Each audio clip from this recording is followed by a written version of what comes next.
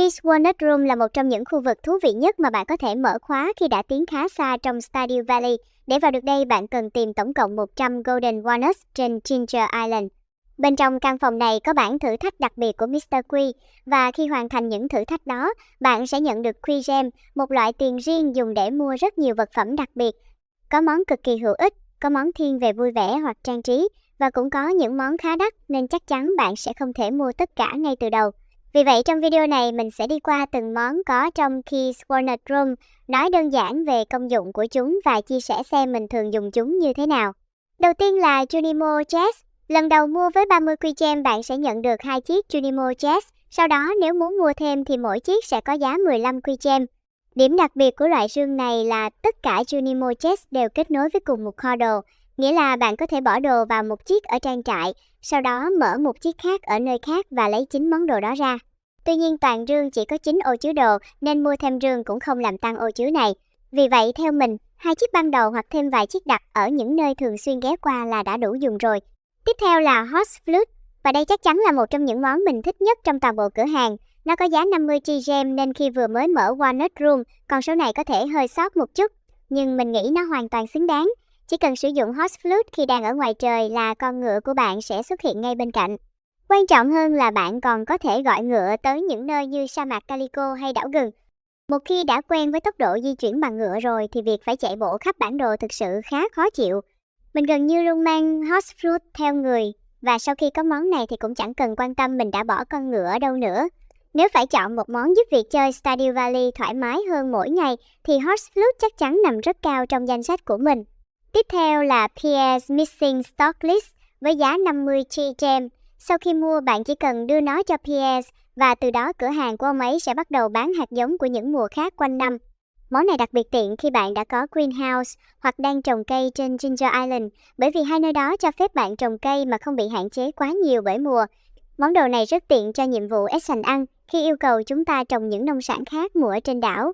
Tiếp theo chúng ta có Hopper, bạn có thể mua trực tiếp một chiếc với giá 10 Qui Gem hoặc mua công thức chế tạo với giá 50 Qui Gem. Cách sử dụng cũng khá đơn giản. Đặt Hopper phía sau một chiếc máy rồi bỏ nguyên liệu vào bên trong. Sau đó mỗi khi máy trống, Hopper sẽ tự động nạp nguyên liệu vào. Nghe qua thì có vẻ như chúng ta sắp có một hệ thống sản xuất hoàn toàn tự động, nhưng tiếc là Hopper không tự lấy thành phẩm ra khỏi máy. Bạn vẫn phải tới nhặt sản phẩm sau khi máy hoàn thành thì nó mới có thể tiếp tục xử lý nguyên liệu tiếp theo. Vì vậy mình thấy Hopper không mạnh như mình từng kỳ vọng. Nó chủ yếu giúp giảm bớt một chút thao tác chứ chưa thực sự biến khu sản xuất thành một hệ thống tự động hoàn toàn. Tiếp theo là Enricher. Với 20 Qui Gem bạn sẽ nhận được 4 cái. Enricher được gắn trực tiếp lên sprinkler, sau đó bạn có thể bỏ phân bón vào bên trong. Khi gieo hạt trên những ô đất nằm trong phạm vi của sprinkler đó, phân bón sẽ được sử dụng tự động. Nếu bạn có một cánh đồng lớn và mỗi đầu mùa phải trồng lại hàng trăm cây thì món này khá dễ chịu vì không còn phải chạy từng ô để rải phân trước khi gieo hạt nữa. Tuy nhiên có một vấn đề là mỗi sprinkler chỉ có thể gắn Enricher hoặc Pressure Nozzle chứ không thể dùng cả hai cùng lúc, và nếu bắt mình phải chọn một trong hai thì mình sẽ chọn Pressure Nozzle. Pressure Nozzle cũng có giá 20 Qui Gem cho 4 cái. Khi gắn lên sprinkler nó sẽ tăng phạm vi tưới về mỗi hướng. Ví dụ Iridium Sprinkler bình thường tưới khu vực 5x5, tức 24 ô đất xung quanh sprinkler. Sau khi gắn Pressure Nozzle, phạm vi đó tăng thành 7x7 và bạn có thể tưới tới 48 ô. Gần như gấp đôi chỉ với một nâng cấp nhỏ.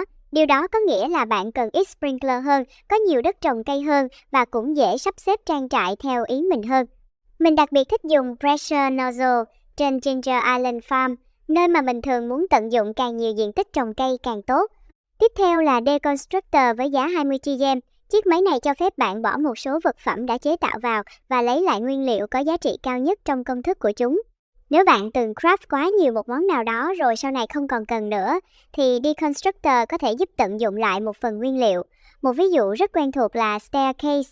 Một Staircase cần 9 đá để chế tạo, vì vậy khi cho Staircase vào Deconstructor, bạn có thể lấy lại 9 đá. Với mình đây không phải món cần mua ngay lập tức, nhưng càng về cuối game, khi kho đồ bắt đầu đầy những món dư thừa, Deconstructor lại càng có nhiều đất diễn. Với giá 20 Qui Gem thì mình thấy nó khá hợp lý. Tiếp theo là Key to the Town, và đây cũng là một món mình rất thích bởi vì nó giải quyết một trong những thứ đôi khi khá khó chịu trong Stardew Valley. Giờ mở cửa, nó có giá 20 Qui Gem. Sau khi sở hữu thì bạn có thể bước vào phần lớn nhà và cửa hàng trong thị trấn bất kể lúc đó đang là mấy giờ. Chắc ai từng chạy tới cửa hàng chỉ để phát hiện cửa vừa đóng, hoặc đang cần tìm một NPC để hoàn thành nhiệm vụ nhưng không thể vào nhà thì sẽ hiểu món này tiện đến mức nào. Nó không trực tiếp giúp bạn kiếm thêm tiền hay tăng sức mạnh, nhưng lại khiến những công việc hàng ngày trở nên thoải mái hơn rất nhiều.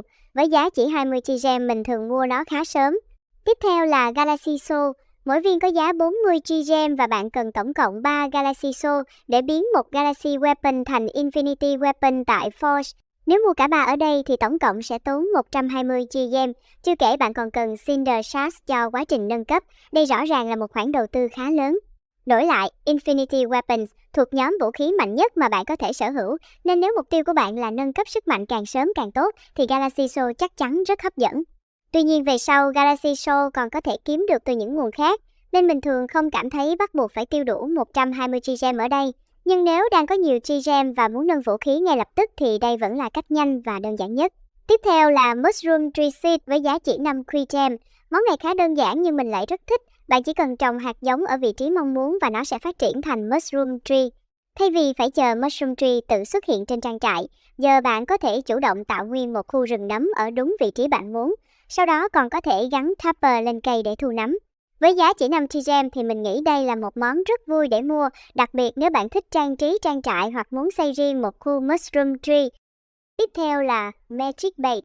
Bạn có thể mua 20 Magic Bait với giá 5 chi gem hoặc mua luôn công thức chế tạo với giá 20 chi gem. Điểm mạnh của Magic Bait là nó bỏ qua yêu cầu về mùa, thời gian và thời tiết của cá. Nghĩa là nếu một con cá bình thường chỉ xuất hiện vào mùa hè, khi trời mưa hoặc vào một khung giờ nhất định, bạn vẫn có thể câu nó bằng Magic Bait, miễn là đang câu đúng khu vực nước mà con cá đó xuất hiện. Món này cực kỳ tiện nếu bạn đang cố hoàn thành bộ sưu tập cá nhưng phát hiện mình vừa bỏ lỡ một con và bình thường phải chờ gần cả năm mới gặp lại. Nếu chỉ cần bắt một vài con thì mình nghĩ mua trực tiếp Magic Bait là đủ. Còn nếu bạn là người thích câu cá hoặc muốn sử dụng lâu dài thì mua luôn công thức sẽ hợp lý hơn. Tiếp theo là Qui Seasoning, và đây cũng là một trong những món mình thích nhất.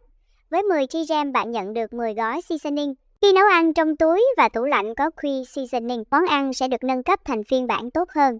Nó trở thành chất lượng vàng hồi nhiều máu và năng lượng hơn. Thời gian buff kéo dài hơn và phần lớn buff chỉ số cũng được tăng thêm một cấp. Ví dụ một món bình thường cho cộng thêm một may mắn và nếu có thêm Qui Seasoning, may mắn sẽ trở thành 2. Mình đặc biệt thích để dành Qui Seasoning cho những ngày xuống Skull Cavern hoặc khi chuẩn bị đi câu những con cá khó, bởi vì lúc đó việc có buff thực sự tạo ra khác biệt. Điểm tiếc nhất là Qui Seasoning là vật phẩm tiêu hao và không có công thức để tự chế tạo vô hạn, nên mình hiếm khi dùng nó cho những lúc bình thường. Tiếp theo là công thức Heavy Tapper với giá 20 chi gem. Sau khi mua công thức, bạn có thể tự chế tạo Heavy Tapper bằng Hardwood và Radioactive Bar. Nó hoạt động tương tự Tapper bình thường nhưng cho sản phẩm từ cây nhanh hơn. Vì vậy, nếu trang trại của bạn đang cần lượng lớn maple syrup, oak resin hoặc pine tar, thì Heavy Tapper là cách khá hay để tăng tốc độ sản xuất mà không phải trồng cả một khu rừng khổng lồ. Đây là món mình không nhất thiết mua ngay khi vừa bước vào Walnut Room, nhưng một khi đã bắt đầu xây các khu sản xuất lớn thì nó trở nên hữu ích hơn rất nhiều. Tiếp theo là công thức Hyper Speed Grow với giá 30 chi gem. Đây là loại phân bón giúp cây phát triển nhanh hơn 33%, nên nó đặc biệt hữu ích khi bạn đang cố thêm một vụ thu hoạch trước khi mùa kết thúc hoặc muốn cây trong Greenhouse và Ginger Island phát triển nhanh nhất có thể. Cá nhân mình thấy Hyper Speed Grow rất thích hợp cho những ai thích tối ưu trang trại và tính toán chính xác số lần thu hoạch. Còn nếu bạn chỉ chơi thư giãn và không quá quan trọng chuyện cây trưởng thành sớm hơn vài ngày thì nó không phải món quá cấp thiết. Tiếp theo là công thức Deluxe Fertilizer với giá 20 chi gem. Loại phân này tăng khả năng thu hoạch được nông sản chất lượng cao và quan trọng nhất là giúp cây trồng có thể đạt Iridium Quality. Mình thấy nó phù hợp nhất với những loại nông sản mà bạn dự định bán trực tiếp, bởi vì chất lượng càng cao thì giá bán càng tốt. Còn nếu toàn bộ nông sản sau khi thu hoạch đều được ném thẳng vào két hoặc preserve jar thì chất lượng nguyên liệu đầu vào thường không tạo ra khác biệt đáng kể cho sản phẩm cuối cùng. Vì vậy, dùng Deluxe Fertilizer tốt hay không phụ thuộc khá nhiều vào cách bạn vận hành trang trại. Tiếp theo là Mini Shipping Bin với giá 60 chi gem. Đây là phiên bản nhỏ của chiếc Shipping Bin ở trang trại và có 9 ô chứa đồ. Bạn có thể đặt nó gần những khu vực thường xuyên sản xuất hoặc thu hoạch để bán đồ ngay tại chỗ thay vì phải chạy về thùng chính. Một điểm mình khá thích là bạn có thể mở Mini Shipping Bin và lấy đồ trở lại trước khi ngày kết thúc nếu lỡ bỏ nhầm hoặc đổi ý. Ý tưởng của món này rất tiện, đặc biệt khi trang trại đã trở nên quá lớn, nhưng 60 kg cũng là một mức giá khá cao. Hơn nữa bạn còn có thể nhận mini shipping bin từ một số nhiệm vụ khác, nên cá nhân mình thường không vội bỏ quy gem ra mua trừ khi thực sự muốn có thêm nhiều chiếc. Tiếp theo là công thức Bluegrass Starter với giá 40 gem. Sau khi có công thức, bạn có thể chủ động tạo Bluegrass Starter và trồng Bluegrass trên trang trại. Loại cỏ này đặc biệt phù hợp với những trang trại nuôi nhiều động vật, bởi vì khi gia súc ăn Bluegrass, chúng sẽ dễ tăng tim hơn so với cỏ bình thường. Nếu bạn thích chơi theo hướng chăn nuôi, có nhiều bò, dê, cừu hoặc những loại vật nuôi khác, thì mình nghĩ đây là một công thức khá đáng có. Còn nếu trang trại của bạn chủ yếu tập trung vào cây trồng và chỉ có vài con vật thì tất nhiên nó sẽ ít quan trọng hơn. Nông trại chăn nuôi đã có Bluegrass tự nhiên, nhưng công thức vẫn rất tiện vì cho phép bạn chủ động trồng thêm ở những vị trí mình muốn. Ngoài những món tập trung vào công dụng, Mr. Quy cũng bán một vài thứ thiên nhiều hơn về trang trí và sưu tầm, chẳng hạn như Mr. Qui's Hat, Aquatic Sanctuary hay Exotic Double Bed. Đây không phải những món sẽ thay đổi cách bạn chơi game, nhưng khi đã bước đến cuối game và không còn thiếu key gem quá nhiều, thì mình nghĩ đây là lúc những món kiểu này bắt đầu trở nên thú vị. Đặc biệt nếu bạn thích trang trí nhà hoặc muốn sưu tầm thì chúng cũng đáng để thử. Ngoài ra còn có 3 loại pháo hoa là Red Firework, Purple Firework và Green Firework. Mỗi cái chỉ có giá 1 key gem nên gần như chẳng tốn bao nhiêu.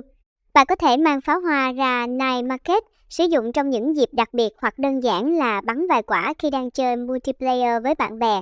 Với giá chỉ 1 key gem thì đây là kiểu vật phẩm mua chỉ để vui cũng chẳng thấy tiếc. Trong Walnut Room, bạn còn có thể đổi Golden Walnuts dư thành key gem sau khi đã hoàn thành những nâng cấp cần thiết trên Ginger Island. Điều này đặc biệt hữu ích ở cuối game, bởi vì sau khi mọi khu vực trên đảo đều đã được mở khóa thì những Golden Walnuts còn lại gần như không còn quá nhiều việc để sử dụng. Thay vì để chúng nằm đó, bạn có thể biến chúng thành Quy Gem rồi dùng số gem đó để mua thêm vật phẩm trong cửa hàng. Và cuối cùng là Golden Egg. Đây là một trường hợp khá đặc biệt bởi vì bạn sẽ không thể mua nó ngay cả khi đã mở được Walnut Room. Golden Egg chỉ xuất hiện sau khi bạn đạt 100% Perfection và lúc đó một quả sẽ có giá 100 Quy Gem. Bạn có thể đặt Golden Egg vào Incubator để ấp thành Golden Chicken. Thành thật mà nói, khi đã đạt tới 100% Perfection thì bạn cũng gần như đã chinh phục toàn bộ game rồi, nên Golden Egg không còn là thứ bạn mua vì thực sự cần nó nữa. Với mình, nó giống một phần thưởng và một món đồ sưu tầm để đánh dấu rằng mình đã hoàn thành tất cả. Và đó là những vật phẩm mà bạn có thể tìm thấy trong Quiz Walnut Room. Nếu hỏi mình thích món nào nhất thì thực sự khá khó chọn, nhưng Horsefruit chắc chắn là món mình sử dụng nhiều nhất. Quiz Seasoning cũng cực kỳ vui khi muốn chuẩn bị một ngày Skull Cavern thật nghiêm túc, còn Galaxy Show thì luôn tạo cảm giác rất tuyệt khi cuối cùng bạn có thể nâng Galaxy Weapon thành Infinity Weapon. Còn bạn thì sao? Nếu chỉ được chọn một món trong Quiz Walnut Room, bạn sẽ mua món nào đầu tiên? Hãy để lại bình luận cho mình biết nhé! Nếu thấy video hữu ích thì đừng quên like và subscribe kênh nếu bạn chưa đăng ký. Và như mọi khi, cảm ơn các bạn đã xem. Hẹn gặp lại trong video tiếp theo.